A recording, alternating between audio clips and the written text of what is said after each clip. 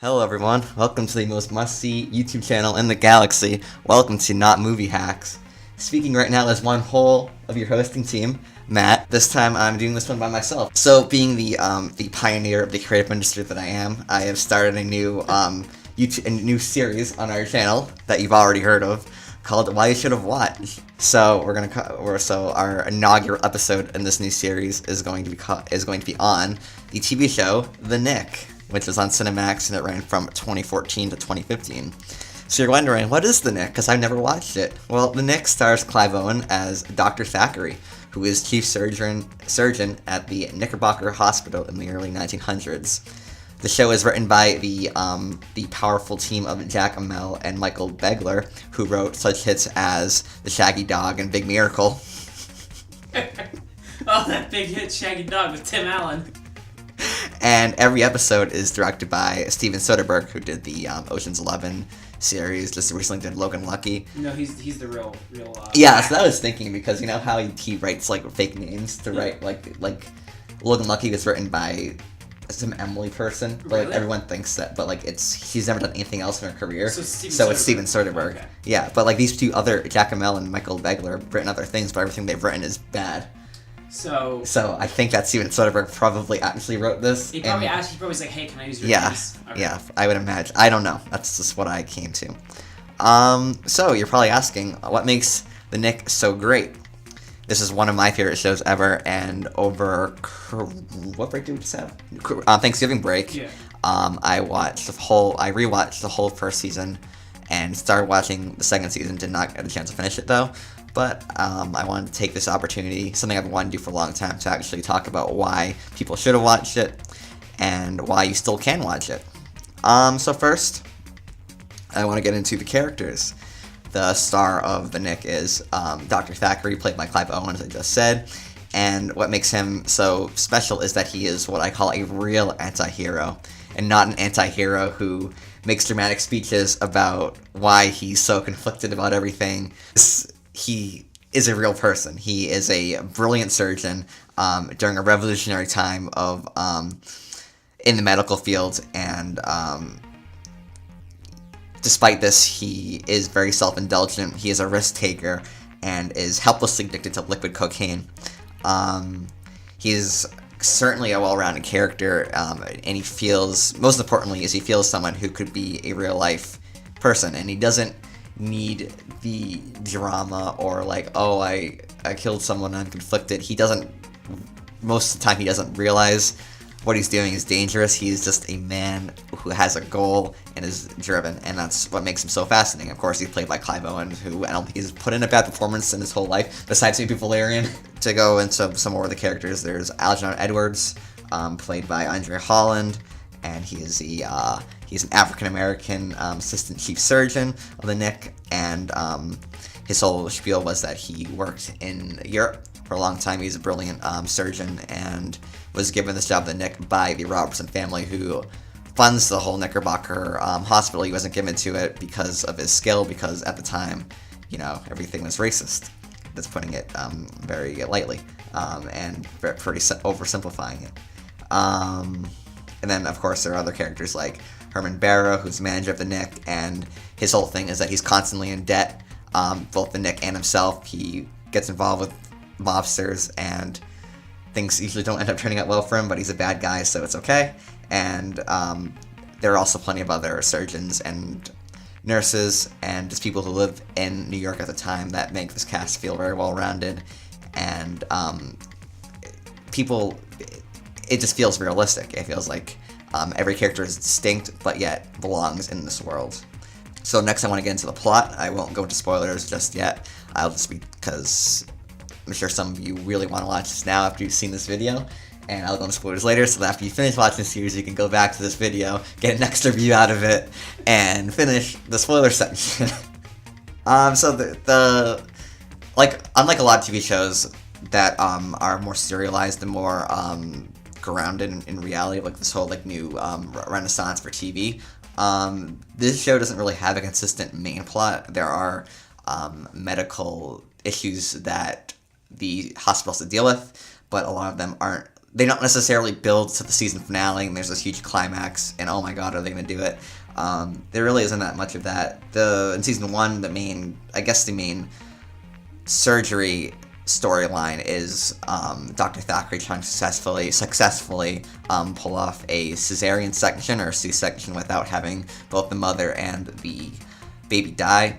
In the very first scene of this show, his mentor, Dr. J.M. Christensen, and him are trying to perform one. It's implied that they failed multiple times, and again, so the show starts off with them failing at a surgery, and then both the mother and the baby die, and then Dr. Christensen kills himself, and then Thacker takes the role of chief surgeon of the Knickerbocker, and eventually they do.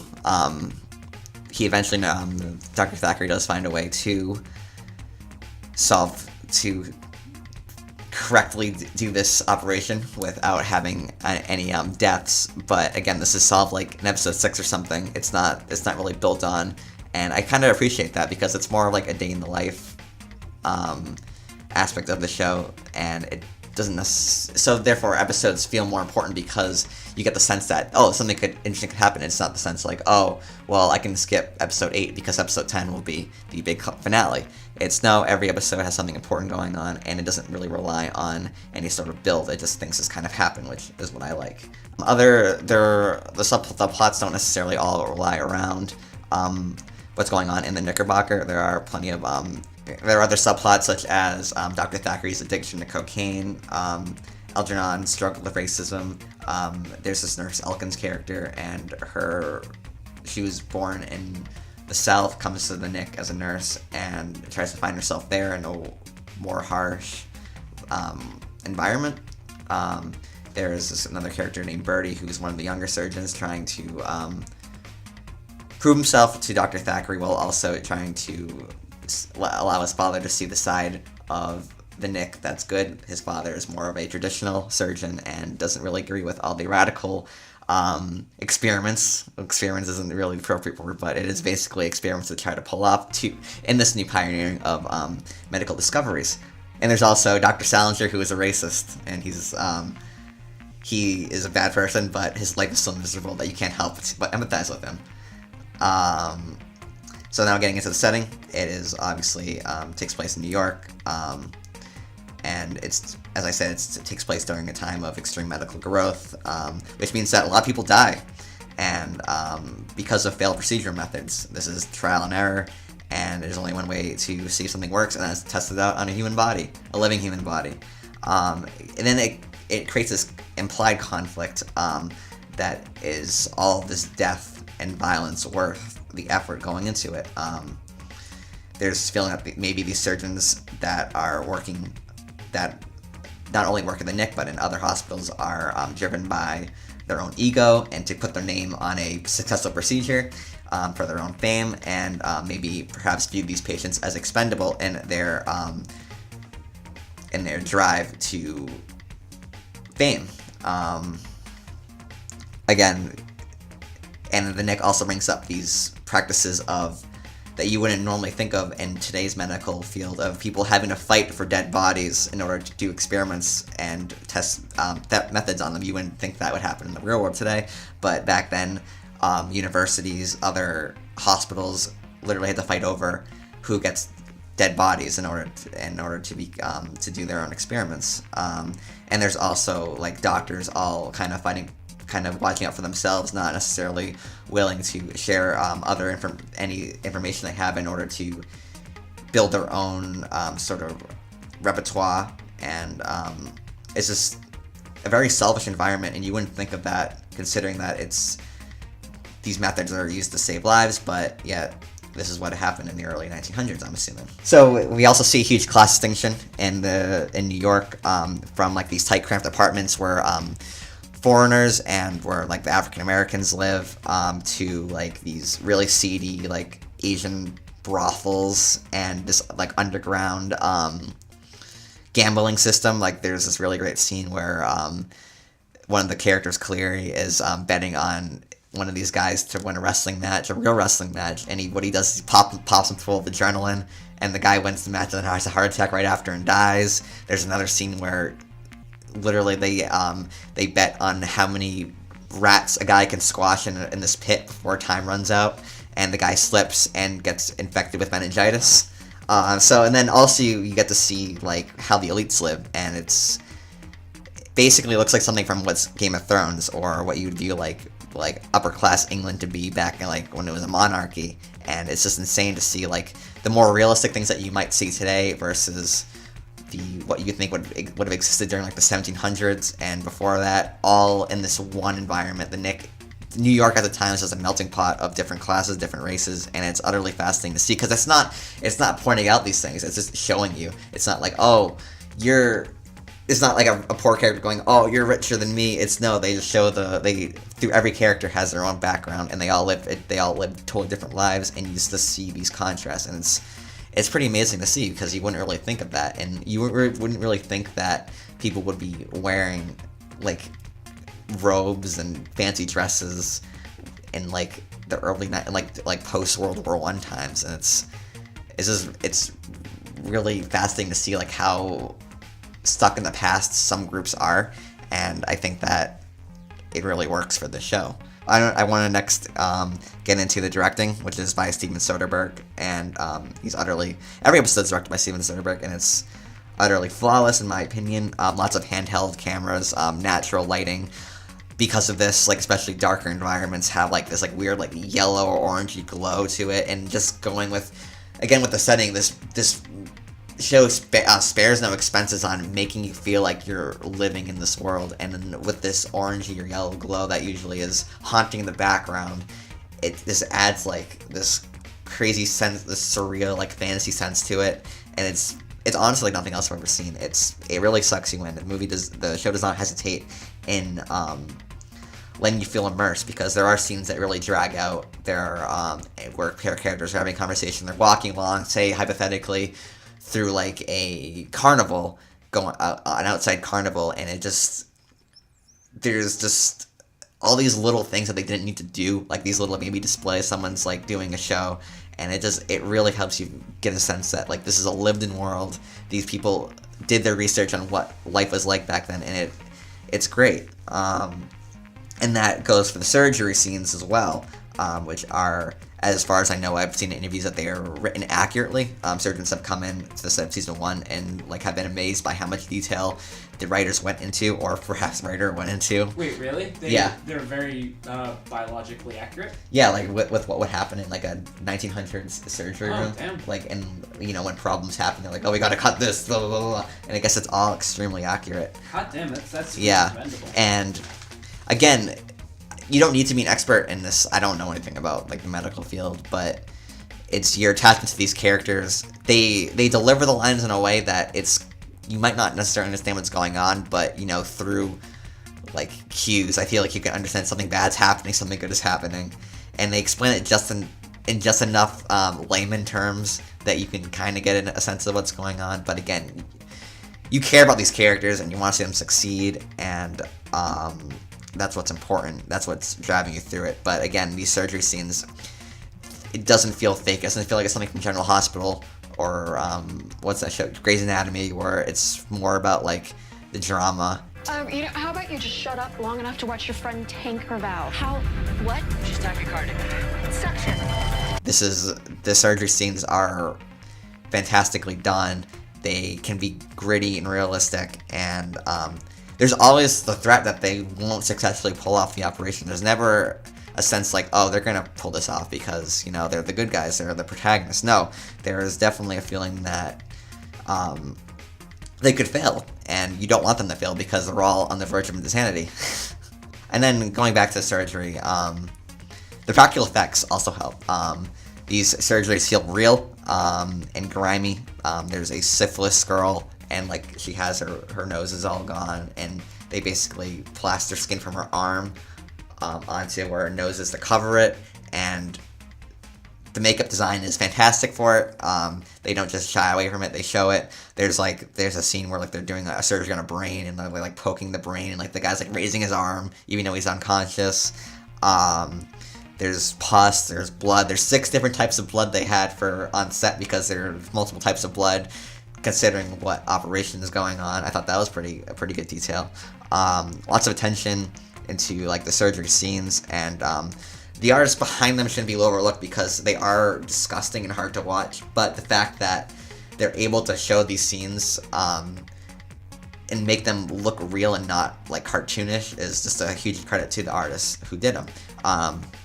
It also makes the directing and writing, the directors and writers' job easier because of the fact that they can show this stuff. They don't need to shy away. They can't just let's just look at the actors' faces. No, you're seeing them make the incision into the organ and having the blood come out or the pus come out, or taking out a tube and like clamping it, and like someone has like the thing that spills the blood and like the blood fills up, and it's great, and it just shows that they went the extra mile with making this.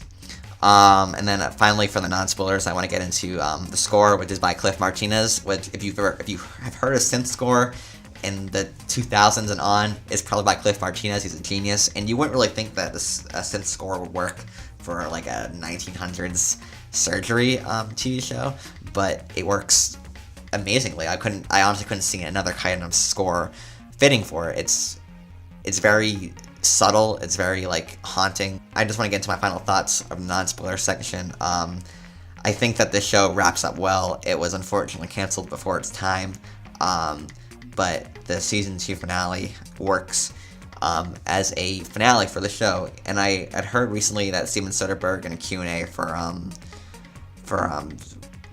Logan Lucky was saying that this finale was that the next season would take place at a different time period. So this is ultimately the finale for all these characters in seasons 1 and 2 anyways. Oh, wow. Yeah. He said the next season was going to be like the 1940s or something. Would they continue characters? Well, when does this show take place? In early 1900s? Yeah. Would these characters ever come back as older, or they don't know? They don't know. No, I'm not sure. It's never explained, but probably not. I think they're going to go for a new cast. Maybe they like one would show up or something. Okay. But it was fortunately canceled by Cinemax because they wanted more action shows. I mean, can you think of a Cinemax TV show on top of your head right now? I can only think of the late night softcore porn. Yeah, exactly. So I don't know what Cinemax was thinking doing that. It's unfortunate that they canceled a really, really great show that really gives you a sense of what times were like back then. A non-rose-colored glasses look at the grittiness and the selfishness of early 1900s, the Knickerbocker. Okay, so hopefully I've convinced you to watch this show. I'm about to go into spoilers, so if you watch the show and come back, I'll be giving my thoughts, my expert thoughts on the Knick and its final season. Oh, okay, wow. Spoilers. So you've been warned. Spoilers. Again, what I liked about the show is that there's always the risk. There's no real sense of safety in the show. Like you always get the feeling that like the Knick is barely being supported financially. There are race riots going on sometimes outside, and fights, and characters working inside the Knick are often fending for themselves. And again, the surgeries, you never know. You know, the methods they use for the most part haven't been proven to work, and a lot of time they're just kind of hoping that it does. And there's also like cool little things that help really build the world. Like Thomas Alva Edison shows up one time and is like, "Oh, I want to try out my voice recorder," and things like that. There's also like the Knick considers buying X-rays, which are like a new experiment at the time, and it's like this really weird like dark humor where people are like using the X-rays over and over again, despite the fact that they're filled with radiation, and like these X-rays at the time would give people cancer, but like obviously they don't know that, so it's this weird like dark humor where people are just using them over and over again, like, "Oh, this is so cool, look at my hands," and it's like you're gonna have cancer because it's just they didn't know at the time. And there's also like a scene where Dr. Thackeray is talking to a salesman who has like, "Oh, I want to use your name on this bottle, this cures everything bottle," and Dr. Thackeray looks at it, it's like, "This is filled with drugs." And like they don't know like cocaine and heroin are bad at the time, and it's like, "Yeah, but it makes you feel better," and this is great. So going into some of the more character-driven subplots that conclude with that, you know, are consistent throughout the whole show. There's the nurse Elkins, who is like a younger nurse just coming back from the South into the Knick, and her turn from a good Christian girl into a sociopath. There's a scene where she murders her father, Jesus. who is a preacher, but she does it like through poison or something. Like he gives him too much of like an anesthetic or something, and he dies because he was in the hospital for some reason. But she dated Dr. Thackeray or Clive Owens at the beginning, and Clive Owens takes her virginity. Really? There's a scene in season 1 where Dr. Thackeray's like, oh, I'll walk you home in a second, you'll be fine. She's like, okay. She's like, do you want to come into my room? And it's like, oh, what's going on here? And then, so she's lighting the candle or something, and he goes into the room, and she goes, will it hurt? And Dr. Thackeray goes, I'll make it absolutely painless. Damn. It's like, oh. You're so good, Clive Owen. You're like, oh. But he does it like a doctor's voice, and it's like, oh my god. Yeah, like I said, Clive Owens is fantastic in this movie, in this TV show.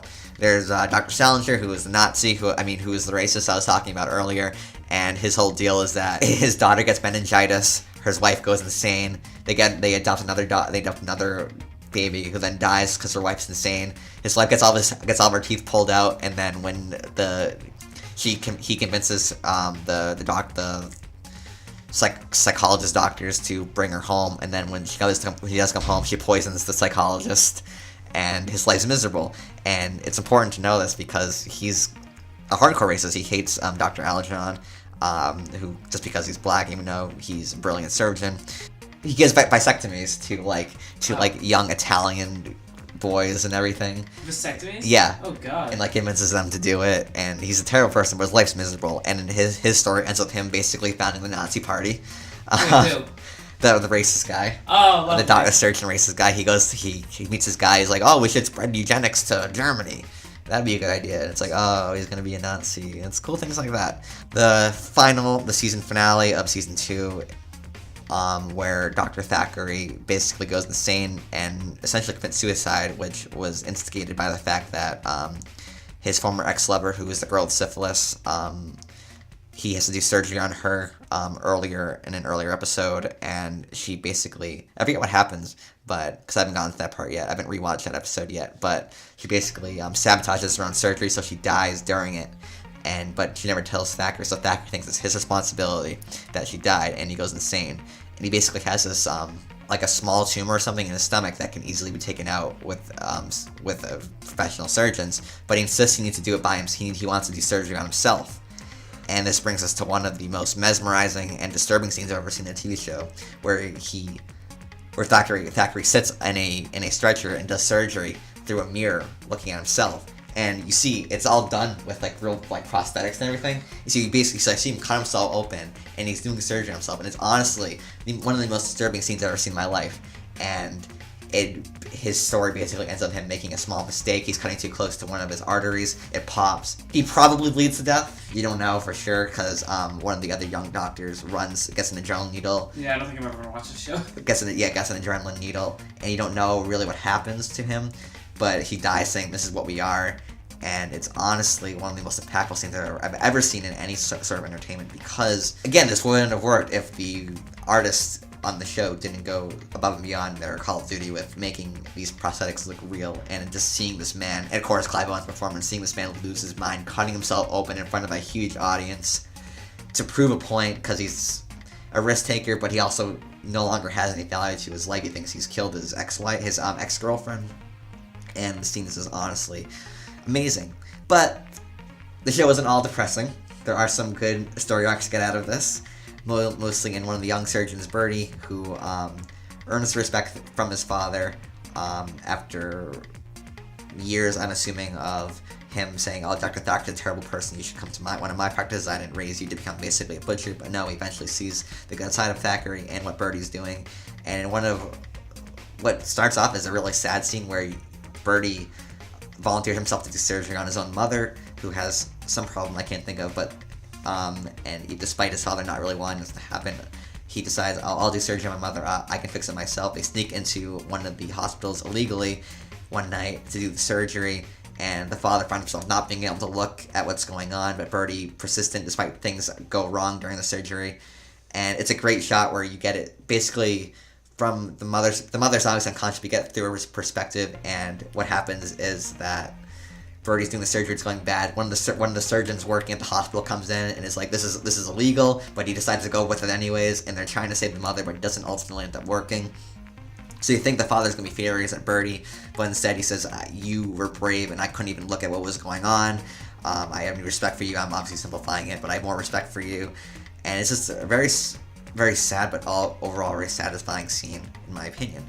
And then also with Algernon, the African American surgeon, after Thackeray potentially dies, he basically takes up the mantle of chief surgeon at the Knick, and you get the feeling that he's going to continue Thackeray's work in this time of discovery in the medical fields. And that's how the show ends, with Algernon taking up the mantle. And overall, I felt like, despite that it was sad in ways, I think that the overall message is that the fight will continue, and we know today that, the medical field right now is a million times more healthy than it is back then, which means that the surgeons back then were successful in what they were trying to do ultimately.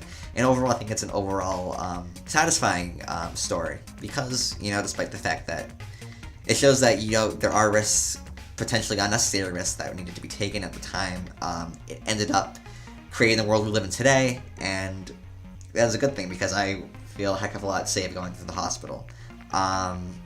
So those are, in a nutshell, my thoughts on the Knick. I hope that I've convinced you in some way to check out this show. Again, it has a satisfying ending. I've never seen a season finale more impactful than the season 2 finale. I literally went to work after and was shaking. And it still impacts me today because of the conflict that it involves. Again, if you like what you've seen here, you should check out our other content. So, thank you guys for watching. And see you later.